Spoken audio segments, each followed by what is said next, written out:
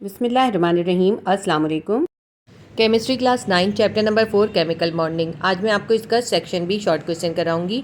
ये इस वीडियो का पार्ट 2 है। पार्ट 1 में मैं आपको क्वेश्चन नंबर 1 से क्वेश्चन नंबर 8 तक करवा चुकी हूँ। आज मैं आपको क्वेश्चन नंबर 9 से क्वेश्चन नंबर 19 तक करवाऊंगी।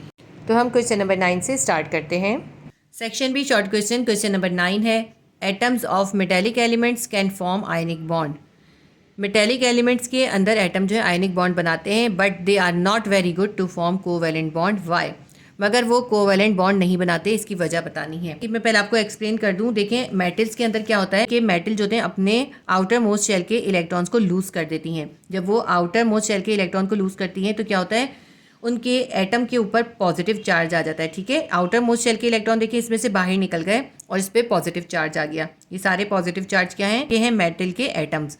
और ये जो सब नेगेटिव हैं ये इससे निकले हुए, जो इससे बाहर निकल गए ना, वो इलेक्ट्रॉन्स हैं। ये जो नेगेटिव इलेक्ट्रॉन्स होते हैं ये इन एटम्स के बाहर निकलकर इनके इर्द गिर्द क्लाउड्स की तरह से फैल जाते हैं। और ये जो इलेक्ट्रॉन फ्री होते हैं इनको डीलोकलाइज इलेक्ट्रॉन कहते हैं। ये डीलोकलाइज इलेक्ट्रॉन इर्द गिर्द फ्रीली मूव करते हैं। और क्योंकि मेटल के एटम्स के ऊपर तो पॉजिटिव चार्ज आ गया, उन्होंने इलेक्ट्रॉन लूज किया, उन पर पॉजिटिव चार्ज आ गया, तो मेटल के इन पॉजिटिव चार्ज एटम और इन नेगेटिव इलेक्ट्रॉन के दरमियान एक हाई इलेक्ट्रोस्टैटिक फोर्स डेवलप हो जाती है, यानी एक हाई अट्रैक्शन पैदा हो जाती है। नेगेटिव और पॉजिटिव के दरमियान आपको पता है ना, स्ट्रॉन्ग फोर्स होती है, जिसकी वजह से इनके दरमियान आयोनिक बॉन्ड या इलेक्ट्रोवैलेंट बॉन्ड बन जाता है। नेगेटिव और पॉजिटिव के दरमियान आपको बताया है मैंने कि आयोनिक या इलेक्ट्रोवैलेंट बॉन्ड बनता है। आयोनिक का ही दूसरा नाम है इलेक्ट्रोवैलेंट बॉन्ड।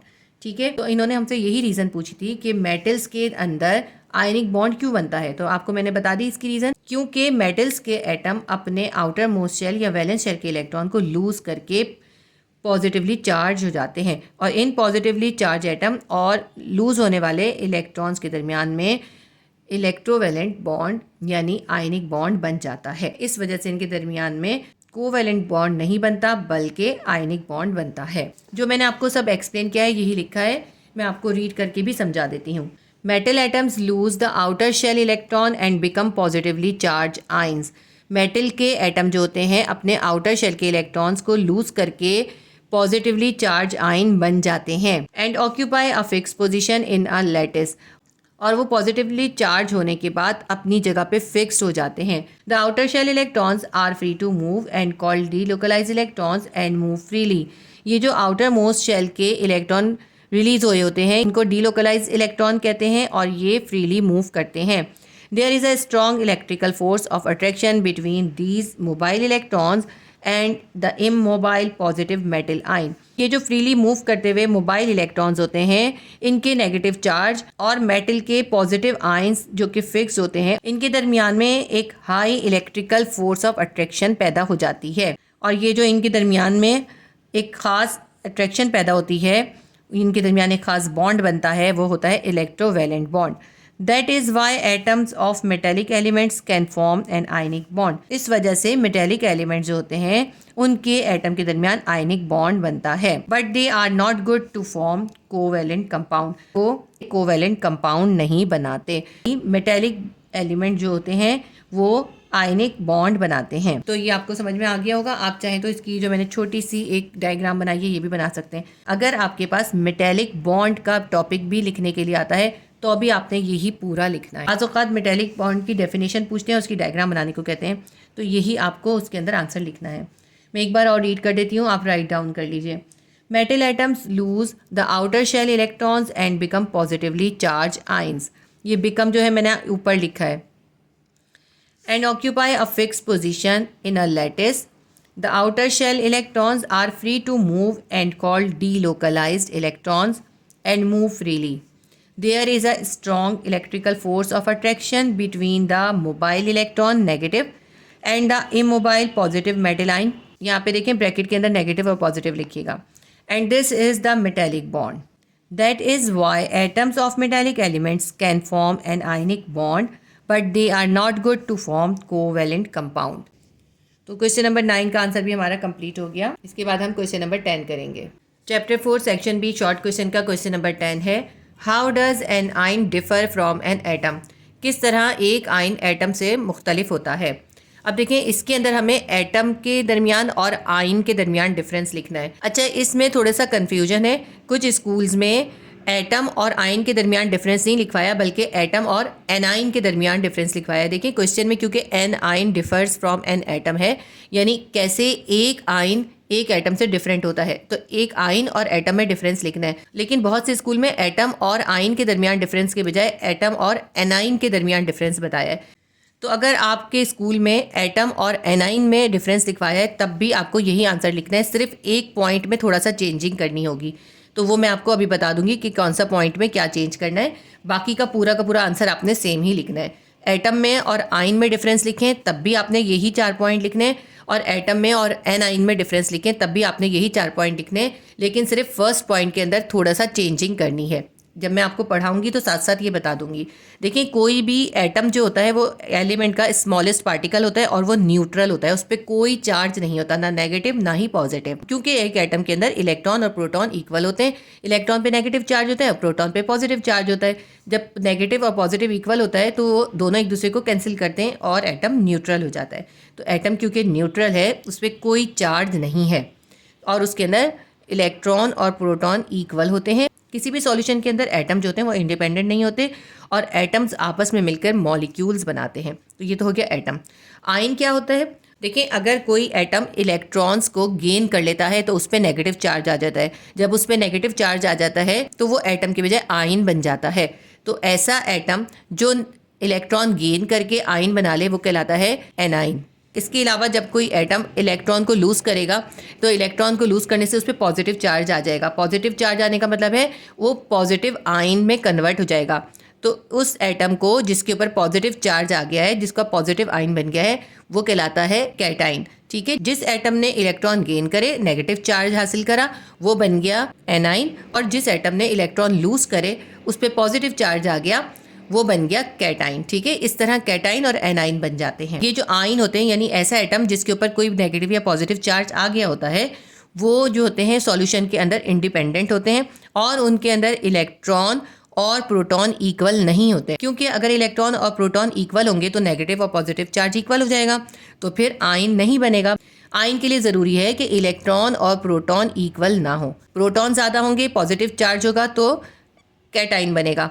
इलेक्ट्रॉन ज़्यादा होंगे, नेगेटिव चार्ज होगा तो एनाइन बनेगा। तो आयन्स जो होते हैं उनमें इलेक्ट्रॉन और प्रोटॉन इक्वल कभी भी नहीं होंगे, और आयन जो होते हैं वो सॉल्यूशन के अंदर इंडिपेंडेंट रहते हैं, और ये पॉजिटिव आयन और नेगेटिव आयन आपस में कंबाइन करके इलेक्ट्रोवैलेंट बॉन्ड बनाते हैं। ठीक है, यही पॉइंट मैंने इसमें लिखे हैं। अब मैं आपको एक एक पॉइंट बताती जाती हूँ, आप इसको लिखते जाइए। एटम का पॉइंट नंबर 1 लिखेंगे। Atom is the smallest unit of an element. किसी भी एलिमेंट का जो स्मॉलेस्ट यूनिट है वो एटम है। Atom are electrically neutral. Atom जो होते हैं वो न्यूट्रल होते हैं, उन पर कोई चार्ज नहीं होता। आयन का फर्स्ट पॉइंट लिखेंगे। If an atom is electrically charged it is called an ion. कोई एटम अगर इलेक्ट्रिकली चार्ज हो जाता है तो वो आयन कहलाता है। अगर आपने यहाँ पे आयन के बजाय एटम और एन आयन का डिफरेंस लिखना हो, यानी नेगेटिव आयन का डिफरेंस लिखना हो, तो आप यहाँ पे बस थोड़ी सी तब्दीली करेंगे पॉइंट नंबर 1 में। बाकी पॉइंट 2, 3, 4 आपने सेम लिखने हैं। पॉइंट नंबर 1 में आप क्या तब्दीली करेंगे? If an atom is electrically negatively charge it is called A9. क्या करना है? चार्ज से पहले नेगेटिवली चार्ज लिखना है, यानी अगर किसी एटम के ऊपर नेगेटिव चार्ज आ जाता है then it is called anion. और ये जो एन और आइन में डिस्टेंस है ना, आपने इसको मिला के लिख देना है एन आइन। ठीक है, एन आइन। ये एनाइन का मतलब क्या है? Negatively charge atom. मैं एक बार फिर पढ़ के बता देती हूँ आपको। पॉइंट नंबर 1 लिखेंगे हम आयन का। If an atom is electrically charge it is called an ion. अगर कोई एटम इलेक्ट्रिकली चार्ज हो जाता है तो वो आयन कहलाता है। और अगर एनाइन का लिख रहे होंगे तो आप लिखेंगे if an atom is electrically negatively charged, सिर्फ यहाँ नेगेटिवली ऐड करेंगे, इट इज़ कॉल्ड एनाइन। ठीक है, ये पॉइंट नंबर 1 हो गया। पॉइंट नंबर 2 है in atoms the number of protons and number of electrons are equal. Atom में नंबर ऑफ प्रोटॉन और नंबर ऑफ इलेक्ट्रॉन इक्वल होते हैं। आयन का पॉइंट नंबर 2 है in ions the number of protons and number of electrons are not equal.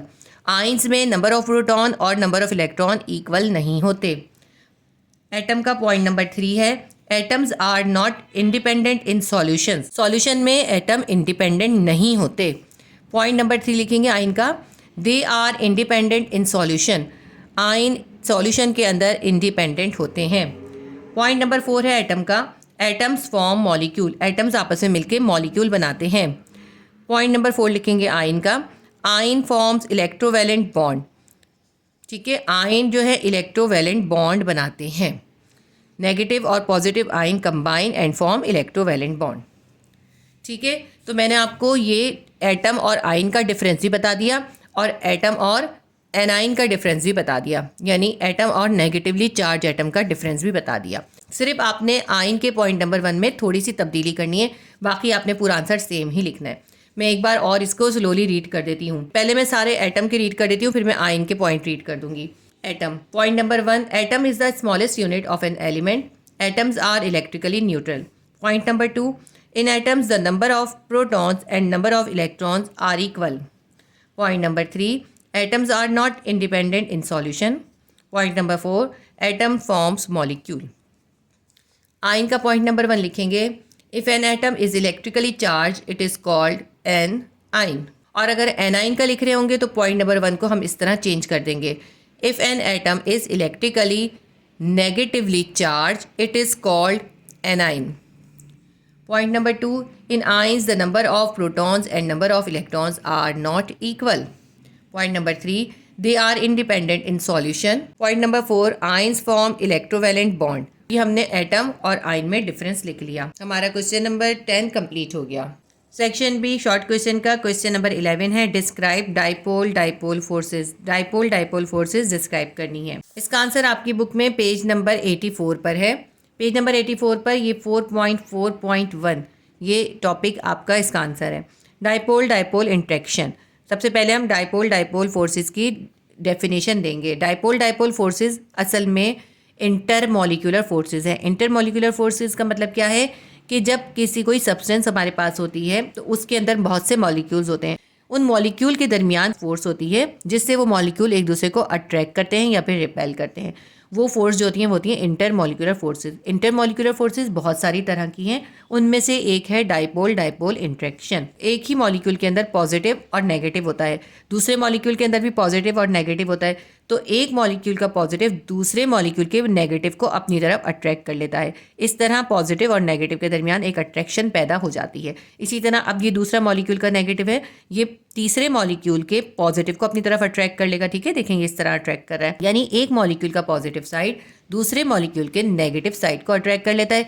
इसी तरह जो negative side होता है वो तीसरे मॉलिक्यूल के पॉजिटिव साइड को अट्रैक्ट कर लेता है। इसी तरह पॉजिटिव नेगेटिव को, नेगेटिव पॉजिटिव साइड को अट्रैक्ट करता है। ये इसीलिए इनको डाइपोल डाइपोल फोर्स कहते हैं, क्योंकि ये दो पोल्स के दरमियान में होती हैं। एक ही मॉलिक्यूल के अंदर नेगेटिव और पॉजिटिव दोनों तरह के पोल होते हैं, तो एक मॉलिक्यूल का पॉजिटिव पोल दूसरे मॉलिक्यूल के नेगेटिव पोल से अट्रैक्ट हो जाता है। इस तरह डाइपोल इंट्रैक्शन पैदा होती है। मैंने आपको समझा दिया, अब मैं आपको रीड करके बताती हूँ आपने क्या लिखना है।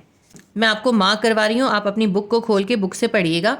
ये जो बुक का लिखा हुआ है ये वीडियो के अंदर क्लियर नज़र नहीं आता, ठीक है, इसलिए आप अपनी बुक खोलिए और उसके साथ साथ रीड करिए। Dipole dipole interaction result when two dipolar molecule interact with each other. जब कोई दो डाइपोलर मॉलिक्यूल एक दूसरे के साथ इंटरेक्ट करते हैं तो उनके दरमियान डाइपोल इंट्रैक्शन पैदा होती है। When partially negative portion of one of the polar molecule is attracted to the partially positive portion of the second polar molecule। जब किसी मॉलिक्यूल के ऊपर पार्शली नेगेटिव और पॉजिटिव चार्ज आ जाए तो एक पोलर मॉलिक्यूल का नेगेटिव पोर्शन दूसरे पोलर मॉलिक्यूल के पॉजिटिव पोर्शन को अट्रैक्ट करेगा। The electrostatic attraction is created between two molecules. इससे क्या होगा, इससे दोनों मॉलिक्यूल्स के दरमियान में इलेक्ट्रोस्टैटिक अट्रैक्शन क्रिएट हो जाएगी। These attraction forces are called dipole dipole interactions। ये जो forces हैं ये कहलाती हैं dipole dipole interaction। ठीक है, इसकी डायग्राम इन्होंने ये बनाई है और इसकी एग्जांपल आपको HCl की गिवन की है। इसके अंदर HCl की एग्जांपल भी आप देंगे। Dipole interaction can seen in hydrogen chloride. ये जो हाइड्रोजन क्लोराइड का एक मॉलिक्यूल है, इसके अंदर एक हाइड्रोजन आयन है और एक क्लोरीन का आयन है। हाइड्रोजन के ऊपर पार्शली पॉजिटिव चार्ज आ जाता है और क्लोरीन के ऊपर पार्शली नेगेटिव चार्ज आ जाता है। तो इस मॉलिक्यूल का हाइड्रोजन का पॉजिटिव चार्ज दूसरे मॉलिक्यूल के क्लोरीन के नेगेटिव चार्ज को अट्रैक्ट करेगा और इस मॉलिक्यूल का जो क्लोरीन का नेगेटिव चार्ज है वो दूसरे मॉलिक्यूल के पॉजिटिव चार्ज को अट्रैक्ट करेगा। देखें, ये एक HCl का मॉलिक्यूल है और ये दूसरा HCl का मॉलिक्यूल है। क्लोरीन के ऊपर क्योंकि नेगेटिव चार्ज है तो ये दूसरे मॉलिक्यूल के हाइड्रोजन को अपनी तरफ अट्रैक्ट करेगा क्योंकि हाइड्रोजन पे पॉजिटिव चार्ज है। इस तरह ये नेगेटिव और पॉजिटिव चार्ज के दरमियान में ये देखें एक खास अट्रैक्टिव फोर्स पैदा हो जाएगी। वो फोर्स कहलाती है डाइपोल फोर्स। अब इस मॉलिक्यूल का क्लोरीन जिसके ऊपर नेगेटिव चार्ज है वो दूसरे मॉलिक्यूल के हाइड्रोजन को जिसके ऊपर पॉजिटिव चार्ज है अट्रैक्ट करेगा। इस तरह इन दो और मॉलिक्यूल्स के दरमियान भी एक फोर्स ऑफ अट्रैक्शन पैदा हो जाएगी। इस तरह तमाम मॉलिक्यूल्स के दरमियान में ये इलेक्ट्रोस्टैटिक अट्रैक्शन पैदा हो जाती है और इस इलेक्ट्रोस्टैटिक अट्रैक्शन को क्योंकि ये दो मुख्तलिफ पोल्स के दरमियान में हो रही है इसलिए इसको डाइपोल अट्रैक्शन कहते हैं। अब मैं इसकी एग्जांपल भी आपको पढ़ के बता देती हूँ। Dipole attraction can be seen in hydrogen chloride. Chlorine atom are more electronegative than hydrogen atom. जब HCl का मॉलिक्यूल बनता है तो हाइड्रोजन और क्लोरीन के दरमियान में सिंगल कोवेलेंट बॉन्ड होता है। क्योंकि क्लोरीन का एटम की इलेक्ट्रोनेगेटिविटी ज़्यादा होती है इसलिए क्लोरीन उस शेयर्ड इलेक्ट्रॉन के पेयर को अपनी तरफ अट्रैक्ट कर लेता है, जिसकी वजह से क्लोरीन के ऊपर नेगेटिव चार्ज आ जाता है और हाइड्रोजन के ऊपर पॉजिटिव चार्ज आ जाता है। ठीक है, a partial negative charge is created on chlorine and in turn a partial positive charge on hydrogen due to the electronegative difference। क्योंकि इन दोनों के दरमियान इलेक्ट्रोनेगेटिविटी का डिफरेंस है इसलिए हाइड्रोजन के ऊपर पॉजिटिव और क्लोरीन के ऊपर नेगेटिव चार्ज आ जाता है। ये सब मैंने आपको इलेक्ट्रोनेगेटिविटी के क्वेश्चन के अंदर भी एक्सप्लेन किया है। अब ये इस एग्जाम्पल को आगे हम कंटिन्यू करते हैं। When two molecules of hydrogen chloride come close to each other, the slightly negative end of one molecule is attracted to the slightly positive end of other molecule। जब ये हाइड्रोजन क्लोराइड के molecule एक दूसरे के पास आते हैं तो एक मॉलिक्यूल का स्लाइटली नेगेटिव एंड दूसरे मॉलिक्यूल के स्लाइटली पॉजिटिव एंड को अपनी तरफ अट्रैक्ट कर लेता है। This attractive force are simply called dipole attraction. ये अट्रैक्टिव फोर्स जो इन दोनों मॉलिक्यूल्स के दरमियान क्रिएट होती है इसको डाइपोल इंट्रैक्शन कहते हैं। ठीक है, तो ये मैंने आपको एग्जाम्पल भी एक्सप्लेन कर दी और ये हमारा क्वेश्चन नंबर 11 का आंसर कंप्लीट हो गया। तो आपने क्वेश्चन नंबर 11 का आंसर अपनी बुक के पेज नंबर 84 का ये पूरा लिखना है। आपने यहाँ से एंड तक लिखना है। ठीक है, क्वेश्चन नंबर 11 हमारा कंप्लीट हो गया। सेक्शन बी शॉर्ट क्वेश्चन का क्वेश्चन नंबर 12 है, right uses of adhesive material. Adhesive material के यूजेस लिखने हैं। ये एडिसिव मटेरियल्स जो होते हैं ये इंटरमॉलिक्यूलर फोर्सेस की वजह से बनते हैं और आम तौर पे एडिसिव मटेरियल्स जो होते हैं वो हाइड्रोजन बॉन्डिंग की वजह से बनते हैं। इंटरमॉलिक्यूलर फोर्सेस क्या होती हैं ये मैं आपको नेक्स्ट क्वेश्चन में एक्सप्लेन करूंगी, उसमें आपको समझ में आ जाएगा। इस क्वेश्चन में हमसे एडिसिव मटेरियल्स के कुछ यूजेस पूछे थे। इसका आंसर आपकी बुक में पेज नंबर 88 पर है, वहाँ से ही मैंने ये आंसर लिखा है। इसके अंदर मैंने एडिसिव मटेरियल के नाम और उनकी यूज़ अलग अलग करके लिखे हैं। तो इसका आंसर स्टार्ट करते हैं। Some common adhesives are as follows. कुछ कॉमन एडिसिव्स ये हैं। नंबर 1 है polyvinyl acetate. Polyvinyl acetate is a common white glue used in book binding. Polyvinyl acetate वो वाइट ग्लू होती है जो कॉमनली हम यूज़ करते हैं बुक बाइंडिंग के लिए। नंबर 2 लिखेंगे polyurethane glue. Polyurethane glue is a flexible adhesive used in fixing of shoe sole and wood working. ये जो पॉलीयूरिथेन ग्लू है ये एक फ्लेक्सिबल सी एडिसिव होती है। चिपकाने का एक ही बड़ा फ्लेक्सिबल सा मटेरियल होता है जो कि आमतौर पे जूतों के सोल्स को चिपकाने के लिए या फिर लकड़ी के काम में यूज़ होता है। थर्ड एडिसिव लिखेंगे conductive adhesive is commonly used in electronics to repair equipment. जो इलेक्ट्रॉनिक्स के आइटम्स होते हैं ना उनको रिपेयर करने के लिए जो एडिसिव यूज़ होती है वो होती है कंडक्टिव एडिसिव। फोर्थ लिखेंगे amino resins. Amino resins are water soluble adhesives used in bonding of layers in plywood. ये अमाइनो रेजिन जो होती है ये पानी में सॉल्व हो जाने वाली एडिसिव होती है। आपने आमतौर पे ऐसे चिपकाने वाले मटेरियल्स देखे हैं जो कि पानी के अंदर डिज़ोल्व नहीं होते। ये जो अमाइनो रेजिन है ये पानी के अंदर सॉल्युबल होती है, इसलिए इसको जो है प्लाईवुड वगैरह के लेयर्स को जोड़ने के लिए यूज़ किया जाता है। नंबर 5 है एपॉक्सी रेजिन। एपॉक्सी रेजिन तो आपने बहुत कॉमनली देखी है। Epoxy resin is used in construction of vehicles, truck, boat and aircraft. ये इपॉक्सी रेजिन गाड़ियों में, ट्रक में, बोट में और एयरक्राफ्ट की कंस्ट्रक्शन में यूज़ होती है। ठीक है, इन तमाम चीज़ों की कंस्ट्रक्शन में इपॉक्सी रेजिन यूज़ किया जाता है। तो ये मैंने आपको 5 इंपॉर्टेंट एडिसिव्स के नाम और उनके यूजेस बता दिए। ये मैंने आपकी बुक में पेज नंबर 88 से ही लिखा है, आप उस पेज को भी रीड कर लीजिएगा। तो ये हमारा क्वेश्चन नंबर 12 कंप्लीट हो गया। क्वेश्चन नंबर 13 है, why intermolecular forces are weaker than intramolecular forces. तो इस क्वेश्चन में हमें ये रीज़न बतानी है कि क्यों इंटरमॉलिक्यूलर फोर्सेज इंट्रामॉलिक्यूलर फोर्सेज से कमज़ोर होती हैं, वीकर होती हैं। सबसे पहले ज़रूरी है आपको ये मालूम हो कि इंटरमॉलिक्यूलर फोर्सेज क्या होती हैं और इंट्रामॉलिक्यूलर फोर्सेज क्या होती हैं। पहले मैं आपको ये एक्सप्लेन कर दूं, फिर मैं आपको लिखवा दूंगी कि आपने क्या लिखना है। कोई भी सब्सटेंस होती है उसके अंदर बहुत से मॉलिक्यूल्स होते हैं, उन मॉलिक्यूल्स के दरमियान में जो फोर्स होती है वो होती है इंटरमॉलिक्यूलर फोर्स। ठीक है, मॉलिक्यूल्स के दरमियान की फोर्स को कहते हैं इंटरमॉलिक्यूलर फोर्सेज। इंटरमॉलिक्यूलर फोर्सेज कई किस्म की होती हैं, इनकी कई टाइप्स हैं। इंटरमॉलिक्यूलर फोर्सेज की मोस्ट कॉमन एग्जांपल जो है वो डाइपोल डाइपोल फोर्स है और हाइड्रोजन बॉन्ड है। ठीक है, किसी भी सब्सटेंस के अंदर जितने मॉलिक्यूल्स होते हैं उन मॉलिक्यूल्स के दरमियान जो खास फोर्सेज होती हैं वो होती हैं इंटरमॉलिक्यूलर फोर्सेज। और इंट्रामॉलिक्यूलर फोर्सेज क्या होती हैं? देखिए, एक मॉलिक्यूल के अंदर बहुत से एटम कंबाइन होते हैं, तो एक मॉलिक्यूल के अंदर बहुत से एटम जिस फोर्स से कंबाइन होते हैं वो होती है इंट्रामॉलिक्यूलर फोर्स। अभी आपने इसी चैप्टर में पढ़ा है कि जब एटम्स आपस में कंबाइन होते हैं तो वो मुख्तलिफ किस्म के बॉन्ड बनाते हैं। जब एटम आपस में इलेक्ट्रॉन्स को शेयरिंग कर लेते हैं तो वो कोवेलेंट बॉन्ड बनाते हैं, या फिर एक एटम दूसरे एटम से इलेक्ट्रॉन गेन कर देता है या अपना इलेक्ट्रॉन लूज कर देता है तो उनके दरमियान इलेक्ट्रोवैलेंट बॉन्ड या आयनिक बॉन्ड बन जाता है।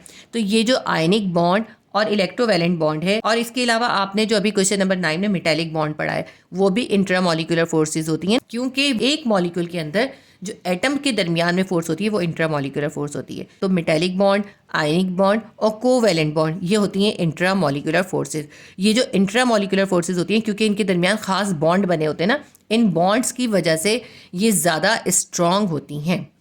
ठीक है, और इंटरमॉलिक्यूलर फोर्सेज ज़्यादा स्ट्रॉन्ग नहीं होती, इंट्रामॉलिक्यूलर फोर्सेज ज़्यादा स्ट्रॉन्ग होती हैं। तो अब आपको इंटरमॉलिक्यूलर फोर्सेज और इंट्रामॉलिक्यूलर फोर्सेज समझ में आ गई होंगी, लेकिन इंट्रामॉलिक्यूलर फोर्सेज स्ट्रॉन्ग क्यों होती हैं इसकी रीज़न हमसे पूछिए।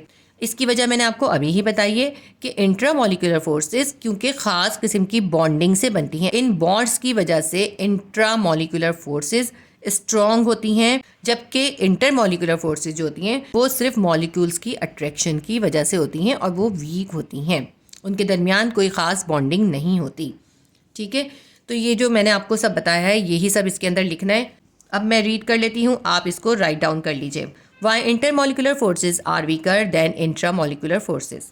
The intermolecular forces are set of all the forces between two neighbouring molecules. Intermolecular forces असल में फोर्सेज का वो सेट हैं जो कि नेबरिंग मॉलिक्यूल्स या पास पास जो मॉलिक्यूल्स होते हैं उनके दरमियान में होती हैं। Whereas intramolecular forces are forces between atoms within a single molecules. जबकि इंट्रामॉलिक्यूलर फोर्सेज किसी एक मॉलिक्यूल के अंदर जो एटम होते हैं उनके दरमियान में पाई जाती हैं। For example covalent bond, ionic bond और मेटेलिक बॉन्ड। इंट्रामॉलिक्यूलर फोर्सेज की एग्जाम्पल हमारे पास हैं कोवेलेंट बॉन्ड, आयनिक बॉन्ड और मेटेलिक बॉन्ड। आप चाहें तो यहाँ इंटरमॉलिक्यूलर फोर्सेज की एग्जाम्पल भी दे सकते हैं। इंटरमॉलिक्यूलर फोर्सेज की एग्जाम्पल है हमारे पास डाइपोल डाइपोल फोर्स और हाइड्रोजन बॉन्ड। ठीक है, आगे लिखते हैं, the intermolecular forces are weaker than intramolecular forces. ये जो इंटरमॉलिक्यूलर फोर्सेज हैं ये इंट्रामॉलिक्यूलर फोर्स की निस्बत कमज़ोर होती हैं, because intramolecular forces involve the transfer और शेयरिंग ऑफ इलेक्ट्रॉन, क्योंकि इंट्रामॉलिक्यूलर फोर्सेज इलेक्ट्रॉन के ट्रांसफ़र की वजह से या शेयरिंग की वजह से होती हैं, while intermolecular forces only involve attractive और रिपल्सिव फोर्स। जबकि इंटरमॉलिक्यूलर फोर्सेज जो हैं वो सिर्फ मॉलिक्यूल्स की आपस में अट्रैक्शन या फिर रिपल्जन की वजह से पैदा होती हैं। यानी मॉलिक्यूल्स अगर आपस में एक दूसरे से टकराते हैं तो भी इसमें कुछ खास फोर्स पैदा हो जाती है, या मॉलिक्यूल एक दूसरे की तरफ अट्रैक्ट होते हैं तो उनके अंदर भी इंटरमॉलिक्यूलर फोर्स पैदा हो जाती है। क्योंकि ये सिर्फ अट्रैक्शन या रिपल्जन की वजह से पैदा हो रही है, इनके दरमियान कोई ख़ास बॉन्डिंग नहीं हो रही, इसलिए ये वीक होती हैं। मैं एक बार और इसको स्लोली रीड कर रही हूँ। The intermolecular forces are set of all the forces between two neighbouring molecules, whereas intramolecular forces are forces between atoms within a single molecules, for example, covalent bond, ionic bond or metallic bond. The intermolecular forces are weaker than intramolecular forces because intramolecular forces involve the transfer or sharing of electrons, while intermolecular forces only involve attractive और repulsive forces. अच्छा, अगर आप चाहें तो inter molecular forces की example यहाँ पे आप ऐड कर लीजिएगा। आप इसके अंदर हाइड्रोजन बॉन्ड की एग्जांपल ऐड कर लीजिएगा, काफ़ी होगी वो। ठीक है, तो ये क्वेश्चन नंबर 13 कंप्लीट हो गया। देखिए, ये जो मैं दोबारा रीड करती हूँ, मैं इसलिए रीड करती हूँ ताकि आप आसानी से इसे राइट डाउन कर लें। लेकिन आप मुझे कमेंट सेक्शन में राय दीजिए कि इस तरह रीड करना आपके लिए यूज़फुल है या नहीं। अगर ये यूज़फुल नहीं है तो फिर मैं इसे दोबारा रीड नहीं करूँगी। तो उम्मीद करती हूँ आपको ये समझ में आ गया होगा।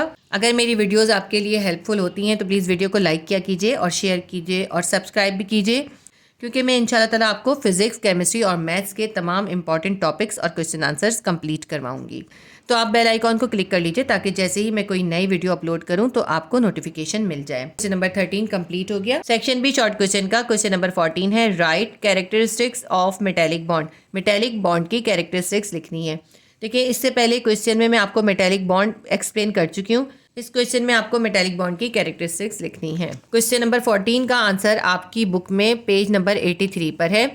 ये है मेटेलिक बॉन्ड की कैरेक्टरिस्टिक्स। इसके अंदर आपको 3 पॉइंट्स दिए हैं, यही पॉइंट्स आपने लिखने। सबसे पहले आप यहाँ पे हेडिंग डालेंगे कैरेक्टरिस्टिक्स ऑफ मेटेलिक बॉन्ड। ठीक है, उसके बाद पॉइंट 1 लिखेंगे, metal atoms lose the outer shell electrons and become positively charge ion and occupy fix position in a lattice. Metal के एटम जो होते हैं अपने आउटर शेल के इलेक्ट्रॉन को लूज कर देते हैं और वो पॉजिटिवली चार्ज आयन बन जाते हैं और मेटल के अंदर एक फिक्स पोजीशन ऑक्यूपाई कर लेते हैं, यानी वो मूव नहीं करते, मूवेबल नहीं होते, अपनी फिक्स पोजीशन पे रहते हैं। पॉइंट नंबर 2 लिखेंगे, the outer shell electrons are free to move between the metal ion so are called delocalized electrons and move freely.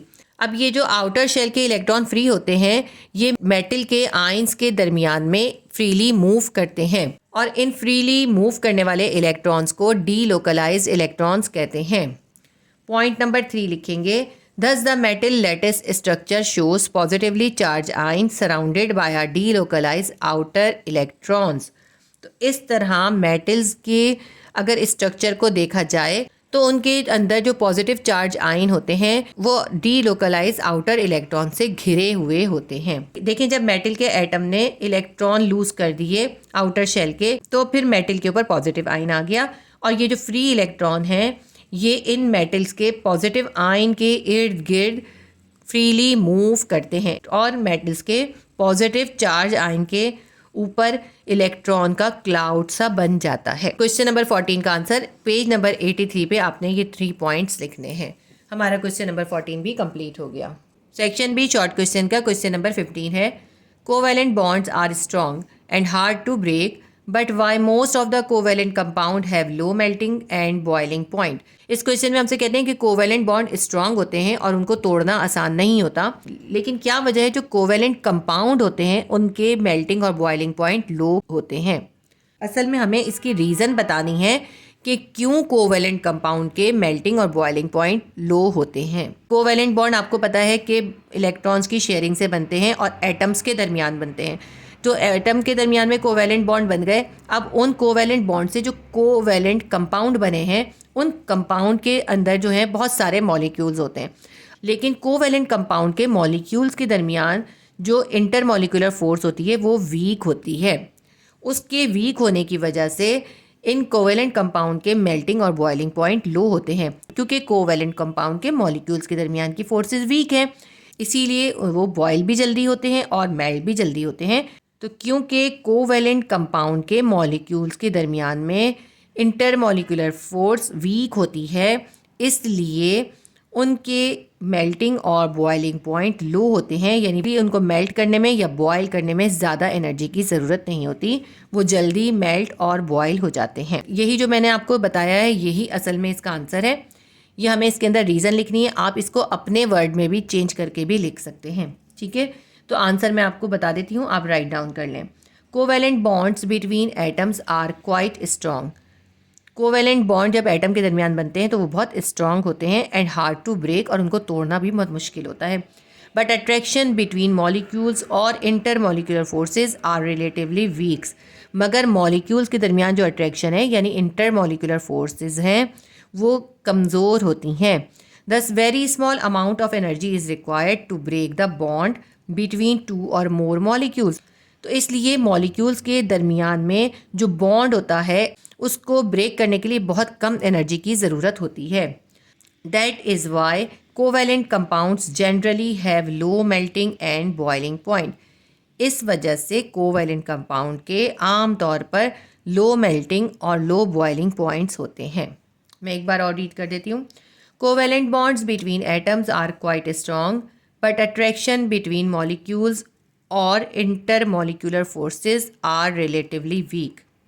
Thus, very small amount of energy is required to break the bond between two or more molecules. That is why covalent compound generally have low melting and boiling point. हमारे question number 15 का answer complete हो गया। Question number 16 है, write down the characteristics of ionic compound. Ionic compound के characteristics बताने हैं। Question number 16 का answer आपकी बुक में पेज नंबर 86 पर है। मैं आपको बुक से ही मार्क कराऊंगी। आप बुक में पेज नंबर 86 खोल लीजिए। देखिए, बुक के पेजेस वीडियोस में क्लियर नज़र नहीं आते। आप अपनी बुक के पेजेस खोलें और मेरे साथ साथ रीड करें, आपको सब समझ में आ जाएगा। जब आयनिक बॉन्ड के एटम्स आपस में मिलते हैं तो आयनिक कंपाउंड बनाते हैं। इसके अंदर हमें आयनिक कंपाउंड की कुछ खास कैरेक्टरिस्टिक्स बतानी है। देखिए, आयनिक बॉन्ड कौन सा होता है? आयनिक बॉन्ड इलेक्ट्रॉन के ट्रांसफ़र से बनता है। आयनिक बॉन्ड जब बनता है जब कोई एक एटम इलेक्ट्रॉन को लूज़ करे और दूसरा एटम गेन करे, तो उन दोनों एटम्स के दरमियान में आयनिक बॉन्ड बन जाता है। आयनिक बॉन्ड से जो कंपाउंड बनते हैं उन्हें कहते हैं आयनिक कंपाउंड्स। अब इसके कैरेक्टरिस्टिक्स मैं आपको बताती हूँ। आयनिक कंपाउंड का पहला कैरेक्टरिस्टिक्स हम लिखेंगे।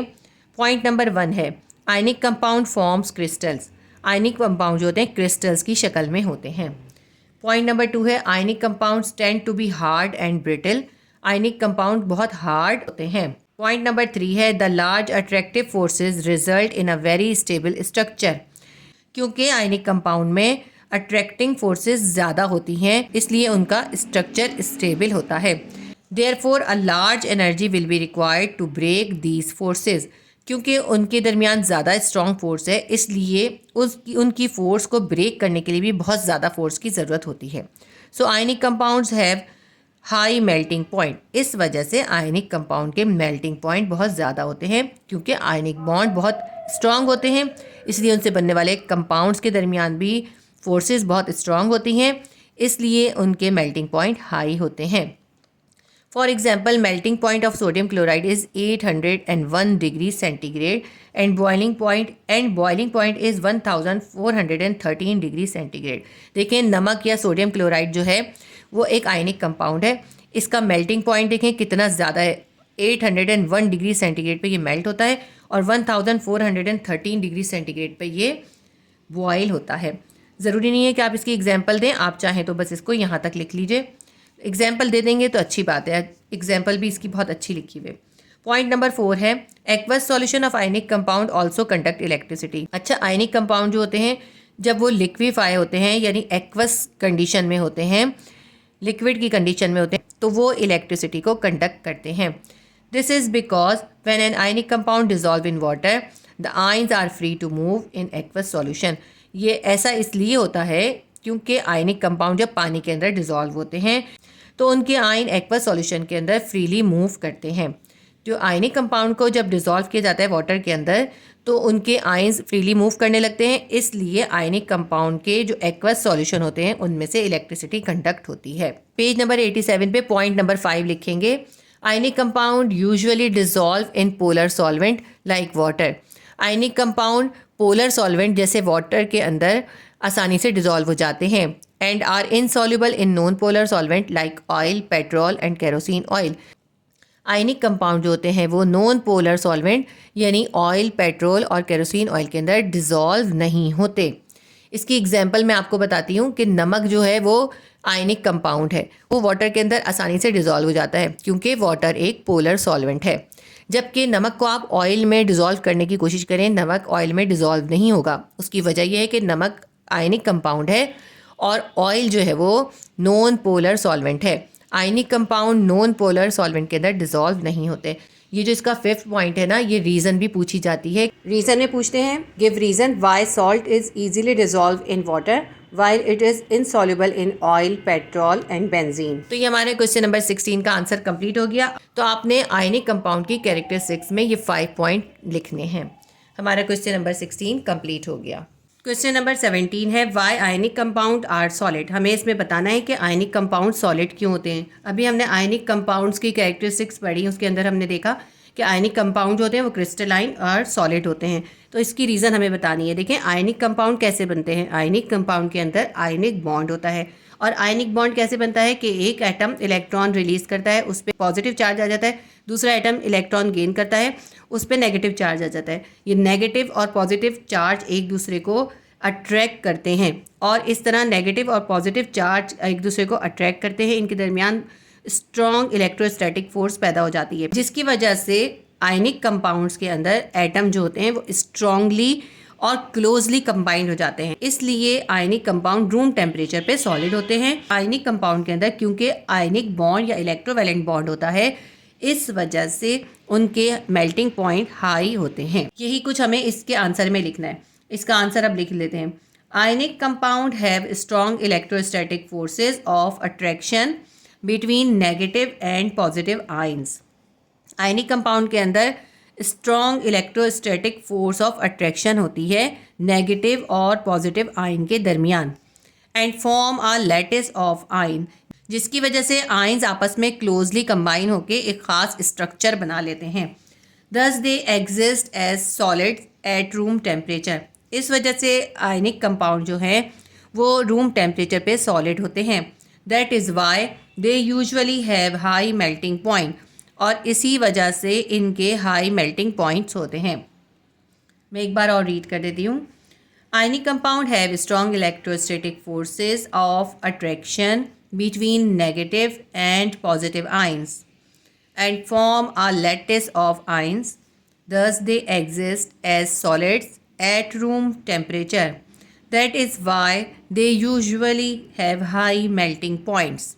तो ये हमारा क्वेश्चन नंबर 17 का आंसर कंप्लीट हो गया। क्वेश्चन नंबर 18 है, how is hydrogen bonding affecting the physical properties of compounds. Compounds की फिजिकल प्रॉपर्टीज पर हाइड्रोजन बॉन्डिंग का क्या इफेक्ट होता है।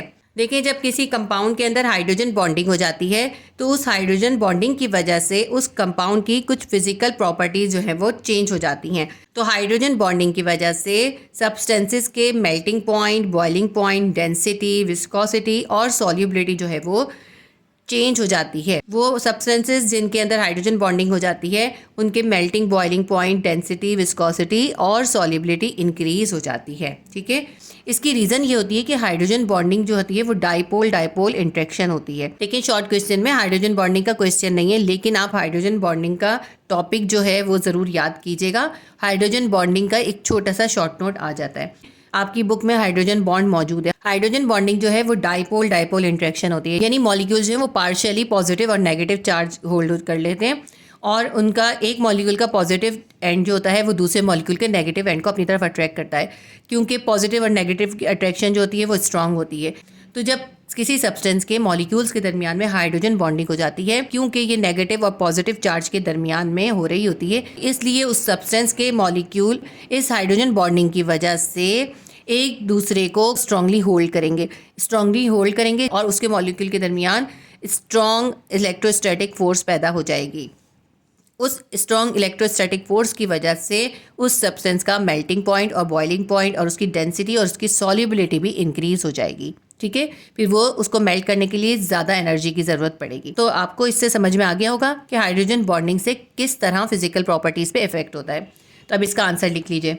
Hydrogen bond is a type of dipole dipole interaction. Hydrogen bond असल में एक डाइपोल डाइपोल इंट्रैक्शन की टाइप है, यानी हाइड्रोजन बॉन्ड दो डिफरेंट टाइप के पोल्स यानी पॉजिटिव और नेगेटिव के दरमियान में बनता है। एनी कंपाउंड और molecule having hydrogen bonding shows different physical properties. कोई भी कंपाउंड या मॉलिक्यूल जिसके अंदर हाइड्रोजन बॉन्डिंग हो जाती है उसकी फिजिकल प्रॉपर्टीज़ डिफरेंट हो जाती हैं, या वो डिफरेंट फिजिकल प्रॉपर्टीज़ शो करता है। If hydrogen bond is present It increases the melting and boiling points of compound or substances and make it less volatile. अगर किसी सब्सटेंस या कंपाउंड के अंदर हाइड्रोजन बॉन्ड होता है तो हाइड्रोजन बॉन्ड की वजह से उसके मेल्टिंग और बॉइलिंग पॉइंट बढ़ जाते हैं और वो कम वोलेटाइल हो जाता है. Hydrogen bond increases the density, viscosity and solubility of many compounds.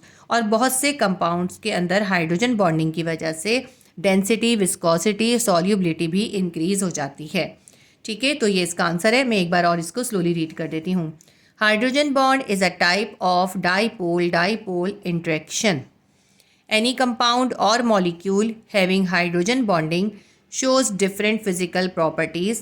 If hydrogen bond is present, it increases the melting and boiling points of compound or substance and make it less volatile. Hydrogen bond increases the density, viscosity and solubility of many compounds. तो ये question number 18 का answer हमारा complete हो गया. अब section B short question का last question है, question number 19. Complete the chart. हमें इस चार्ट को कंप्लीट करना है और हमें मुख्तलिफ एलिमेंट्स के एटॉमिक नंबर गिवन है. उन एटॉमिक नंबर के हिसाब से हमें इनके इलेक्ट्रॉनिक कॉन्फ़िगरेशन लिखनी है और फिर उसके वैलेंस इलेक्ट्रॉन बताने. तो देखें, सबसे पहला जो है एटॉमिक नंबर हमें गिवन है 11. 11 एटॉमिक नंबर का मतलब है इसके अंदर 11 ही प्रोटॉन होंगे और 11 ही इलेक्ट्रॉन होंगे. ठीक, नेक्स्ट कॉलम के अंदर हमें इसकी इलेक्ट्रॉनिक कॉन्फ़िगरेशन लिखनी है. 11 हमें प्लेस करना है. तो सबसे पहले शेल यानी के शेल के अंदर 2 इलेक्ट्रॉन आ जाएंगे. सेकंड शेल एल शेल, उसके अंदर ज़्यादा 8 आ सकते हैं, तो 8 हम इसके अंदर दे देंगे. कितने हो गए? 8 और 2 10. हमें 11 प्लेस करने थे, 10 हो गए. हमारे पास सिर्फ एक इलेक्ट्रॉन रिमेनिंग है, तो लास्ट वाले शेल के अंदर 1 इलेक्ट्रॉन चला जाएगा. अब ये जो लास्ट वाला शेल है ना, इसके अंदर है 1 इलेक्ट्रॉन. किसी भी एलिमेंट का जो लास्ट शेल होता है वो उसका वैलेंस शेल कहलाता है. तो वैलेंस शेल के अंदर जितने इलेक्ट्रॉन होते हैं वो होते हैं वैलेंस इलेक्ट्रॉन्स. ठीक है, हमें इसके अंदर वैलेंस इलेक्ट्रॉन भी लिखते हैं. तो ऐसा एलिमेंट जिसका एटॉमिक नंबर 11 है, उसके आउटर मोस्ट शेल के अंदर 1 इलेक्ट्रॉन है, यानी उसका वैलेंस इलेक्ट्रॉन कितने होंगे? 1 होंगे. ठीक है, ये हमें एग्जाम्पल गिवन थी, मैंने एग्जाम्पल भी आपको एक्सप्लेन कर दी. अब आपको ये भी मालूम होना चाहिए कि 11 किसका एटॉमिक नंबर होता है. 11 जो है एटॉमिक नंबर होता है सोडियम का, Na का. ठीक है, अब सेकंड हमें गिवन है 12 एटॉमिक नंबर हमें गिवन है. 12 एटॉमिक नंबर होता है मैग्नीशियम का, Mg, मैग्नीशियम का. कि मैग्नीशियम का एटॉमिक नंबर 12 है, इसका मतलब है इसके अंदर नंबर ऑफ प्रोटॉन कितने होंगे? वो भी 12 ही होंगे. और जितने प्रोटॉन होते हैं उतने ही इलेक्ट्रॉन होते हैं. नंबर ऑफ इलेक्ट्रॉन कितने होंगे? वो भी 12 हो जाएंगे. इलेक्ट्रॉनिक कॉन्फ़िगरेशन हम नंबर ऑफ इलेक्ट्रॉन से लिखते हैं. तो नंबर ऑफ इलेक्ट्रॉन कितने हैं? 12 हैं. तो सबसे पहले शेल के अंदर तो 2 इलेक्ट्रॉन आ जाएंगे, फिर सेकंड शेल के अंदर 8 इलेक्ट्रॉन आ जाएंगे, क्योंकि फर्स्ट शेल यानी के शेल के अंदर ज़्यादा से ज़्यादा 2 इलेक्ट्रॉन आ सकते हैं और सेकंड शेल यानी एल शेल के अंदर ज़्यादा से ज़्यादा 8 इलेक्ट्रॉन आ सकते हैं. 8 से ज़्यादा नहीं आ सकते. अब हमने 8 और 2 यानी 10 इलेक्ट्रॉन प्लेस कर दिए. हमारे पास कितने इलेक्ट्रॉन रिमेनिंग है? हमें 12 इलेक्ट्रॉन प्लेस करने हैं. हमारे पास 2 इलेक्ट्रॉन बचे, तो इसके लास्ट शेल के अंदर 2 इलेक्ट्रॉन आ जाएंगे. अब ये जो है ना, इसका ये लास्ट शेल है यानी वैलेंस शेल है. वैलेंस शेल के अंदर जितने इलेक्ट्रॉन होते हैं वो होते हैं वैलेंस इलेक्ट्रॉन. तो इसके अंदर नंबर ऑफ वैलेंस इलेक्ट्रॉन कितना है? वो है 2. ठीक है, इसका हम 2 लिख देंगे. बहुत आसान सी इलेक्ट्रॉनिक कॉन्फ़िगरेशन है और मैंने इलेक्ट्रॉनिक कॉन्फ़िगरेशन आपको चैप्टर नंबर 2 और चैप्टर नंबर 3 के अंदर बहुत अच्छी तरह समझाई है. आपने अगर देखनी हो तो आप केमिस्ट्री क्लास 9 की प्लेलिस्ट में चैप्टर नंबर 2 या चैप्टर नंबर 3 की वीडियोज़ में देख लीजिएगा, उसमें आपको मिल जाएगी ये. नेक्स्ट हमारे पास एटॉमिक नंबर है 13. 13 एटॉमिक नंबर होता है एल्युमिनियम का. तो एल्युमिनियम का हमें यहाँ पे एटम गिवन है. तो एल्युमिनियम का एटॉमिक नंबर है 13, यानी इसके अंदर नंबर ऑफ प्रोटॉन कितने होंगे? नंबर ऑफ प्रोटॉन होंगे 13. जो एटॉमिक नंबर होता है वही नंबर ऑफ प्रोटॉन होते हैं और जितने नंबर ऑफ प्रोटॉन होते हैं उतने ही नंबर ऑफ इलेक्ट्रॉन होते हैं. तो इसके नंबर ऑफ इलेक्ट्रॉन कितने हो जाएंगे? वो भी हो जाएंगे 13. नंबर ऑफ इलेक्ट्रॉन से हम इलेक्ट्रॉनिक कॉन्फ़िगरेशन लिखेंगे. फर्स्ट शेल यानी के शेल के अंदर ज़्यादा से ज़्यादा 2 आ सकते हैं, हमने 2 इलेक्ट्रॉन प्लेस कर दिए. सेकंड शेल यानी एल शेल के अंदर ज़्यादा से ज़्यादा सिर्फ 8 इलेक्ट्रॉन आ सकते हैं, हमने 8 इलेक्ट्रॉन प्लेस कर दिए. 8 और 2 टोटल हो गए 10. हमें 13 प्लेस करने थे, 3 हमारे पास रिमेनिंग है, तो 3 इसके लास्ट शेल के अंदर चले जाएंगे. ये जो है इसका लास्ट शेल है यानी वैलेंस शेल है. तो आउटर मोस्ट शेल या वैलेंस शेल के अंदर जितने इलेक्ट्रॉन होते हैं वो कहलाते हैं वैलेंस इलेक्ट्रॉन. तो इसके अंदर नंबर ऑफ वैलेंस इलेक्ट्रॉन कितने हैं? वो हैं 3. नेक्स्ट हमारे पास एटॉमिक नंबर है 14. 14 एटॉमिक नंबर होता है सिलिकॉन का, Si इसका सिंबल होता है. क्योंकि एटॉमिक नंबर 14 है तो नंबर ऑफ प्रोटॉन भी 14 ही होगा. जितने प्रोटॉन होंगे उतने ही इलेक्ट्रॉन होंगे, तो इलेक्ट्रॉन भी 14 ही होंगे. इलेक्ट्रॉनिक कॉन्फ़िगरेशन लिखते हैं। फर्स्ट शेल के अंदर आ जाएंगे 2 इलेक्ट्रॉन, क्योंकि इसके अंदर ज़्यादा से ज़्यादा सिर्फ 2 इलेक्ट्रॉन आ सकते हैं। सेकंड शेल के अंदर आ जाएंगे 8 इलेक्ट्रॉन, क्योंकि सेकंड शेल के अंदर ज़्यादा 8 इलेक्ट्रॉन आ सकते हैं। 8 और 2 10 हो गए, जबकि हमें 14 प्लेस करने थे। हमारे पास कितने बचे? सिर्फ 4 इलेक्ट्रॉन बचे। तो 4 इलेक्ट्रॉन लास्ट या आउटर मोस्ट शेल के अंदर आ जाएंगे। किसी भी एटम का आउटर मोस्ट शेल उसका वैलेंस शेल होता है। वैलेंस शेल के अंदर जितने इलेक्ट्रॉन होते हैं वो होते हैं वैलेंस इलेक्ट्रॉन। तो इसके अंदर कितने वैलेंस इलेक्ट्रॉन है? इसके अंदर 4 वैलेंस इलेक्ट्रॉन है। तो हम लिख देंगे number of valence electron is 4। इसके बाद हमारे पास एटॉमिक नंबर है 15। एटॉमिक नंबर 15 होता है फॉस्फोरस का। तो एटॉमिक नंबर 15 है तो नंबर ऑफ प्रोटॉन भी 15 होगा। जितने प्रोटॉन होंगे उतने इलेक्ट्रॉन होंगे, तो इलेक्ट्रॉन भी 15 ही होंगे। नंबर ऑफ इलेक्ट्रॉन से हम इलेक्ट्रॉनिक कॉन्फ़िगरेशन लिखेंगे। फर्स्ट शेल में आ जाएंगे 2 इलेक्ट्रॉन, सेकंड शेल में आ जाएंगे 8 इलेक्ट्रॉन, ये हो गए 10 इलेक्ट्रॉन। अब हमारे पास कितने इलेक्ट्रॉन बचे? हमें 15 इलेक्ट्रॉन प्लेस करने थे, हमारे पास सिर्फ 5 इलेक्ट्रॉन बचे। तो हम यहाँ पे लिख देंगे इसके 5 इलेक्ट्रॉन। लास्ट शेल के अंदर आ जाएंगे 5 इलेक्ट्रॉन। इसके आउटर मोस्ट शेल या वैलेंस शेल के अंदर हैं 5 इलेक्ट्रॉन, यानी इसके वैलेंस इलेक्ट्रॉन है 5। तो हम यहाँ लिख देते हैं number of valence electron is 5। Next atomic number हमारे पास है 16। एटॉमिक नंबर 16 होता है सल्फर का, यानी ये सल्फर का एटम है। तो एटॉमिक नंबर 16 है तो नंबर ऑफ प्रोटॉन भी 16 होंगे। जितने प्रोटॉन होंगे उतने ही इलेक्ट्रॉन होंगे, तो नंबर ऑफ इलेक्ट्रॉन भी 16 हो जाएंगे। नंबर ऑफ इलेक्ट्रॉन से हम इलेक्ट्रॉनिक कॉन्फ़िगरेशन लिखेंगे। फर्स्ट शेल के अंदर आ जाएंगे 2 इलेक्ट्रॉन, क्योंकि इसमें ज़्यादा से ज़्यादा 2 इलेक्ट्रॉन आ सकते हैं। सेकंड शेल के अंदर आ जाएंगे 8 इलेक्ट्रॉन, क्योंकि इसके अंदर ज़्यादा से ज़्यादा 8 इलेक्ट्रॉन आ सकते हैं। अब ये हो गए 10 इलेक्ट्रॉन। हमें प्लेस करने थे 16 इलेक्ट्रॉन। हमारे पास अब रिमेनिंग है 6 इलेक्ट्रॉन, तो 6 इलेक्ट्रॉन इसके लास्ट शेल के अंदर आ जाएंगे। लास्ट शेल या आउटर मोस्ट शेल होता है किसी भी एटम का वैलेंस शेल। तो इसके वैलेंस शेल के अंदर जो इलेक्ट्रॉन है वो है 6, यानी नंबर ऑफ वैलेंस इलेक्ट्रॉन कितने हैं? वो हैं 6। तो देखिए कितना आसान सा चार्ट था। इलेक्ट्रॉनिक कॉन्फ़िगरेशन अगर आपको आती हो ना, बेसिक है बिल्कुल ये इलेक्ट्रॉनिक कॉन्फ़िगरेशन का। अगर आपको इलेक्ट्रॉनिक कॉन्फ़िगरेशन आती है तो आप ये चार्ट बहुत आसानी से फिल कर सकते हैं। तो इसके साथ ही हमारा सेक्शन भी शॉर्ट क्वेश्चन के तमाम क्वेश्चन कंप्लीट हो गए। ये इस वीडियो का पार्ट 2 था। पार्ट 1 के अंदर मैंने आपको क्वेश्चन नंबर 1 से क्वेश्चन नंबर 8 तक कराए थे, और इस वीडियो के अंदर मैंने आपको क्वेश्चन नंबर 9 से लेके क्वेश्चन नंबर 19 तक कंप्लीट करा दिए हैं। अगर आपने इस वीडियो का पार्ट 1 देखना हो तो आप केमिस्ट्री क्लास 9 की प्लेलिस्ट में देख लीजिएगा। अगर आपको कोई भी वीडियो ढूंढनी हो, आप सब्जेक्ट और क्लास के हिसाब से प्लेलिस्ट में विजिट कर लिया करें। फिज़िक्स क्लास 9 की प्लेलिस्ट, केमिस्ट्री क्लास 9 की प्लेलिस्ट और मैथ्स क्लास 9 की प्लेलिस्ट अलग से मौजूद है। इसके अलावा physics class 10, maths class 10, chemistry class 10 और बायोलॉजी क्लास 10 की भी अलग अलग प्लेलिस्ट हैं। हर सब्जेक्ट की अलग प्लेलिस्ट है। आपको जिस सब्जेक्ट का जो टॉपिक सर्च करना हो आप प्लेलिस्ट के ज़रिए आसानी से सर्च कर सकते हैं। तो उम्मीद करती हूँ ये वीडियो आपके लिए हेल्पफुल रही होगी। अगर मेरी वीडियो आपके लिए हेल्पफुल रही है तो प्लीज़ वीडियो को लाइक कीजिए, शेयर कीजिए और सब्सक्राइब कर लीजिए अगर आपने सब्सक्राइब नहीं किया है तो।